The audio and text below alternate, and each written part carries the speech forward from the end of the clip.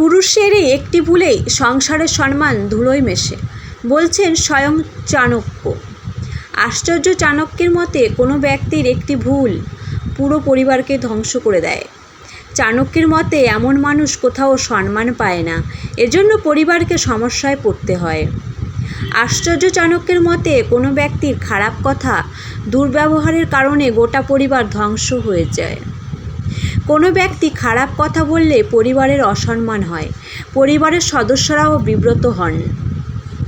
আশ্চর্য চাণক্যের মতে যে কোনো ব্যক্তির ভালো ব্যবহার, মিষ্টি কথা ধীর স্থির থাকায় বলে দেয় সে উচ্চ বর্ণের। যে কোনো কারোর কথা থেকে বোঝা যায় সে কোন বংশের, তার কুলগৌরব সম্পর্কে। যে কোনো পুরুষের উচিত তার বংশের গর্বের জন্য ভালো এবং মিষ্টি শব্দ ব্যবহার করা। উচ্চ বংশের পুরুষ কখনো কাউকে অপমান করেন না। চাণক্যের মতে ভালো পরিবারের কেউ কুকথা বললে তার পরিবারের পতন ঘটে। চাণক্যের মতে যিনি অন্যের সাথে ভালো ব্যবহার করেন তিনি সর্বদা সুখী থাকেন। ধন্যবাদ।